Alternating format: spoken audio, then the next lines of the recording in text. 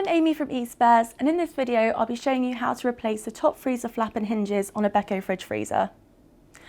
Over time these can become cracked and damaged due to cold temperatures, so if yours are looking a little worse for wear, I'll show you how to replace them in a few simple steps.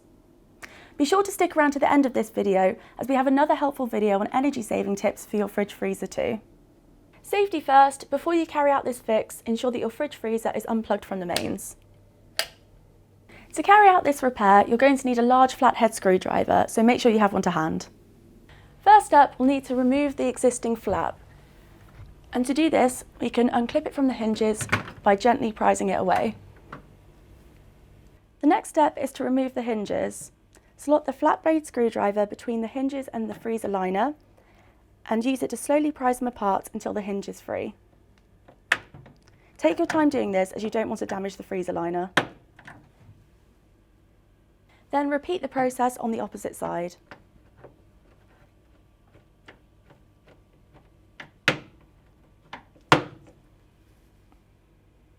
Then get your new hinge and push it into the allocated holes until you hear it click.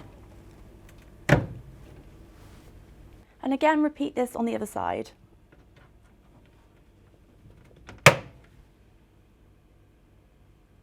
Gently position your new flap into the hinges.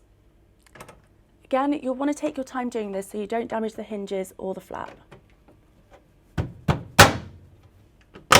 So there we have it, how to replace the top freezer flap and hinges in just a few simple steps.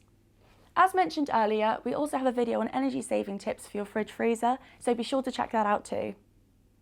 Make sure you subscribe to our channel for plenty more appliance repairs, maintenance videos and also product demos. Thanks for watching!